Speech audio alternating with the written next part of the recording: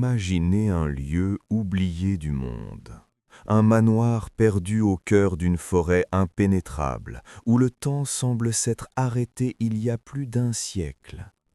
Les villageois des environs n'osent même pas prononcer son nom à voix haute.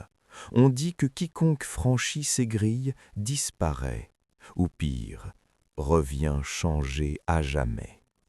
Ce soir, je vous emmène là-bas. Préparez-vous, vous allez découvrir l'histoire terrifiante du manoir des Murmures. C'était en 1923. La riche famille de Montfort habitait ce somptueux manoir depuis des générations. Le patriarche Charles de Montfort était un homme froid, ambitieux, obsédé par l'idée de laisser une trace éternelle. Il avait fait construire une immense bibliothèque souterraine pour abriter une collection occulte rare, grimoires anciens, manuscrits interdits, objets ramenés de ses voyages en Égypte et en Orient.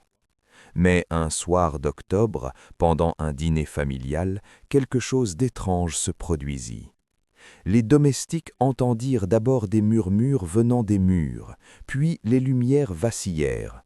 La petite fille de la maison, Héloïse, âgée de seulement 8 ans, se mit à hurler en pointant un coin vide de la salle de manger. Elle criait qu'une femme en noir la regardait. Personne ne vit rien, sauf elle. Le lendemain matin, Héloïse avait disparu. On retrouva seulement sa poupée préférée, posée sur le seuil de la bibliothèque souterraine, les yeux arrachés. Les recherches durèrent des semaines. Charles de Montfort refusa d'appeler la police, prétextant une fugue. Mais les murmures continuèrent. Nuit après nuit, les membres de la famille les entendaient.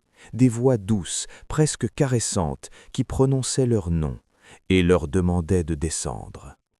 Un à un, ils cédèrent. La gouvernante se pendit dans l'escalier.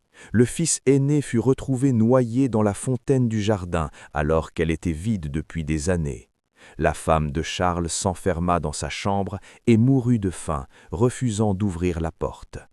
Charles fut le dernier. On le découvrit assis dans la bibliothèque souterraine, entouré de tous les livres ouverts à la même page, un rituel ancien pour invoquer une entité censée accorder l'immortalité. Son visage était figé dans un sourire terrifiant, et ses yeux étaient vides, comme ceux de la poupée d'Héloïse.